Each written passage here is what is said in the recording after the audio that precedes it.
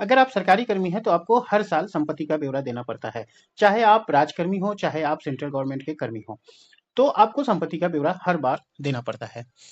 चाहे आप बीपीएससी से बाहर टीचर हो, चाहे बीडीओ हो, चाहे सीओ हो, चाहे दरोगा हो, चाहे सिपाही हो, आपको संपत्ति का ब्यौरा हर साल देना है। तो उसमें सबसे पहले हम देखते हैं कि हमें जो देना रहता है वो इस तरह से देना रहता है। सबसे पहले यहाँ हमें ईयर दिखाना पड़ता है कि हम किस साल का दे रहे हैं। यहाँ आय के बाद हमें अपना नाम लिखना रहता है, मेरा नाम क्या है। उसके बाद यहाँ पिता का नाम लिखना रहता है, मतलब फादर्स नेम। आप किस फादर्स नेम लिखिए, या फिर आप अपने हस्बैंड का नाम लिखें अगर लेडीज है तो। यहाँ सीधी सी बात है, यहाँ एज दिखाना रहता है। अगर आप 35 साल 4 महीना के हैं तो यहाँ आप 35 साल लिखेंगे।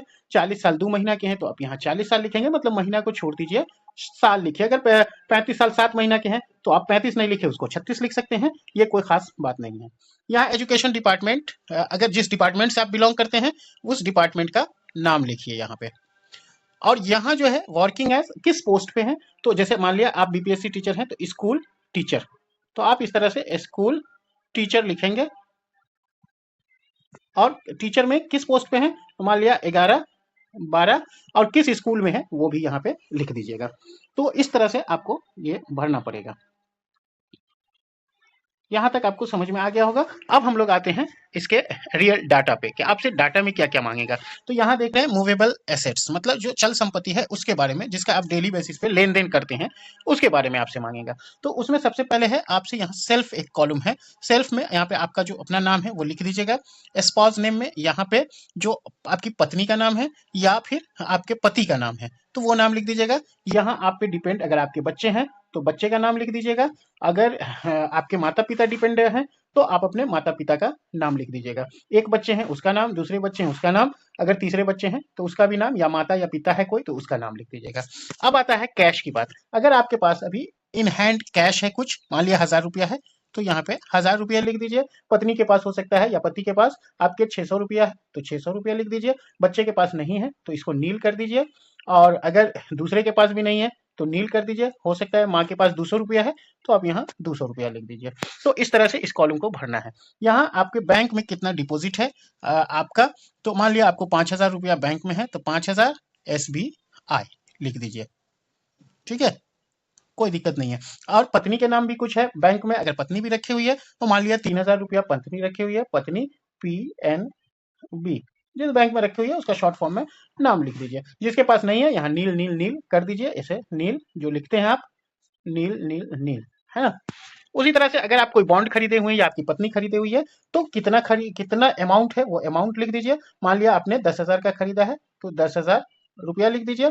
अब बॉन्ड लिए हुए हैं, SIP किए हुए हैं या शेयर है तो यहाँ पे उसका नाम लिख दीजिए। मान लिया आपने शेयर लिया है तो शेयर लिख दीजिए, आपने SIP किया है तो SIP कर दीजिए। तो ये हो गया, ये जिसका भी है, जिसके नाम नहीं है उसको नील कर दीजिए। तो इस तरह से आप इस फॉर्म को आगे बढ़ाइएगा।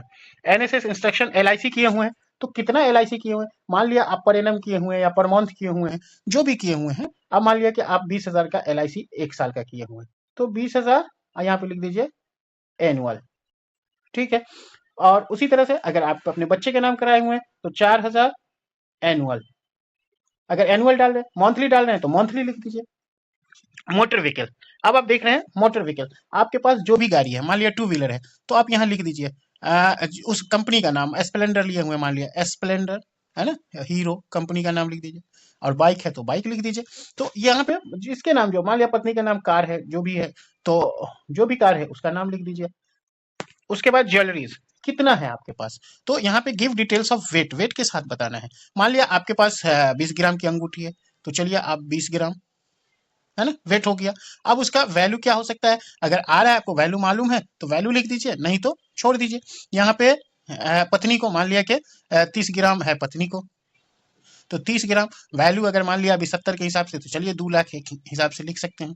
तो इस तरह से other assets such as value of claims interest, अगर कोई और क्लेम उलेम से आपको कहीं से पैसा आया है तो उसका डिटेल्स यहाँ पे लिख देना है। अब हम लोग आते हैं, आगे बढ़ते हैं, डिटेल्स ऑफ इमूवेबल। जैसे आपकी जमीन है, घर है ना, जो जायदाद है उसका इमूवेबल में आता है, वो मूवेबल नहीं है। तो आपके पास एग्रीकल्चर लैंड है, तो एग्रीकल्चर लैंड कितना है, एकड़ में है या फिर आपका डिसमिल में है या स्क्वायर फीट में है, तो यहाँ पे आप लिख दीजिए। मान लिया आपके पास 1 एकड़ जमीन है तो 1 एकड़ लिख दीजिए, है ना। कहाँ है तो वहां उस विलेज का नाम लिख के, या शहर में है तो शहर का नाम लिख करके, और फिर शहर में तो एग्रीकल्चर होगा नहीं, विलेज में होगा तो उस ब्लॉक का नाम लिख दीजिए, ज्यादा से ज्यादा यही होगा। आप उसका रकबा तो लिख ही दिए, मेजरमेंट एकड़। वैल्यू अगर मालूम है तो वैल्यू लिख दीजिए, नहीं तो छोड़ दीजिए। पत्नी के नाम से कोई जमीन है अगर एग्रीकल्चर, या बच्चों के नाम से है, या माता पिता के नाम से, तो उसको भी लिख दीजिए। उसके बाद नॉन एग्रीकल्चर लैंड, जैसे घर उर की जमीन होती है या फिर और भी ऐसी जमीन जहाँ पे खेती नहीं होती है, तो उसमें भी वही करना है, कितना है, डिसमिल में है। मान लिया आपको 4 डिसमिल है वैसी जमीन, तो 4 डिसमिल। और कहाँ पे है, किस शहर में है, कौन से एरिया में है, वो लिख दीजिए। पत्नी के नाम है तो वो लिख दीजिए, नहीं है तो नील कर दीजिए। सब में जिसमें नहीं है उसको नील कीजिए। उसके बाद बिल्डिंग अगर है तो कॉमर्शियल एंड रेसिडेंशियल। अगर आपके पास बिल्डिंग है तो यहाँ पे लिख दीजिए कितने कितने रकबे में बिल्डिंग है, तो एक है बिल्डिंग है तो एक, है ना। रेसिडेंशियल है कि कॉमर्शियल है तो लिख दीजिए कॉमर्शियल। रेसिडेंशियल है तो रेसिडेंशियल। किस एरिया में है वो नाम लिख दीजिए, और उसका रकबा क्या है वो लिख दीजिए। मान लिया कि आपने 1600 स्क्वायर फीट में बनाए हुए हैं तो 1600 स्क्वायर फीट कर दीजिए उसको। जिसके पास नहीं है नील कर दीजिए। उसी तरह अगर आपके पास हाउस है, अपना घर है, तो यहाँ पे लिख दीजिए अपार्टमेंट, हाउस जो भी है, तो कहाँ पे है वो लिख दीजिए, और उसका रकबा क्या है वो लिख दीजिए। अगर मार्केट वैल्यू मालूम है तो यहाँ पे मार्केट वैल्यू लिख दीजिए, 25 लाख, 30 लाख, 40 लाख, जो भी वैल्यू मालूम है वो यहाँ पे लिख दीजिए। नहीं है, जिसके पास नहीं है उसको नील कर दीजिए, जिसके पास नहीं है उसको नील कर दीजिए। अब आ जाता है आगे, अगर आप लोन लिए हुए हैं तो नेम एड्रेस ऑफ बैंक, किस बैंक से लिए हुए हैं, मान लिया एसबीआई से लिए हुए हैं। कहाँ से लिए हुए हैं, तो जिस शहर में एसबीआई है उस शहर का नाम, मतलब ब्रांच का नाम लिख करके, कितना अमाउंट लिए हुए थे, अभी कितना है, जो आप लास्ट ईयर के दिसंबर में आपके पे कितना बच गया था, वो अमाउंट लिख दीजिए। मान लिया 7 लाख बचा हुआ है तो 7 लाख लिख दीजिए, बच गया। उसी तरह से गवर्नमेंट ड्यूज, कोई ड्यूज है तो लिखिए, नहीं है तो नील लिखिए, है ना। लोन फ्रॉम फाइनेंशियल इंस्टीट्यूशन, और भी कोई किसी और जगह से लोन लिए हुए हैं तो वो उसका नाम लिख करके यहाँ लोन लिख दीजिए। अगर नहीं लिए हुए हैं तो नील लिखिए। उसी तरह ड्यूज है किसी किस्म का आप पे, वाटर वाला, तो नहीं है तो नील लिखिए, है तो कितना है वो लिखिए। ड्यूज है अगर सब इलेक्ट्रिसिटी का, तो है तो लिखिए, नहीं तो नील लिखिए। उसी तरह ड्यूज है आपको टेलीफोन का, जितना है ड्यूज वो लिखिए, नहीं है तो नील लिखिए। तो इस तरह से कोई अदर ड्यूज है, इनकम टैक्स इंक्लूडिंग रिचार्ज, जो भी है, पैन नंबर यहाँ पे लिख दीजिए। और आगे देखिए, वेल्थ टैक्स कितना आप दे रहे हैं, अगर नहीं है तो नील लिखिए, दे रहे हैं तो लिखिए। सेल्स टैक्स दे रहे हैं तो लिखिए। प्रॉपर्टी टैक्स दे रहे हैं तो लिखिए, नहीं तो नील लिखिए। तो ये सारी चीजें आप समझ गए होंगे।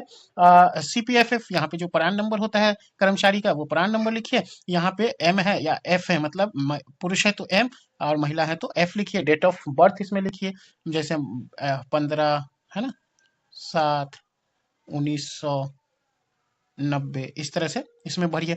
आधार नंबर यहाँ लिखिए, है ना। उसके बाद क्लास या ग्रुप, जो ग्रुप से आप बिलोंग करते हैं जॉब में, एबीसी जो ग्रुप है आपका, वो ग्रुप लिख दीजिए। खासतौर से टीचर अगर आप हैं तो यहाँ तो सी ग्रुप ही आएगा, चूंकि सी ग्रुप से ही बिलोंग करता है टीचर अभी। ग्रेड क्या है, तो बिहार एजुकेशन सर्विस है, इसमें 11-12 टीचर हैं, आप लिख दीजिए स्कूल टीचर 11-12 हो गया।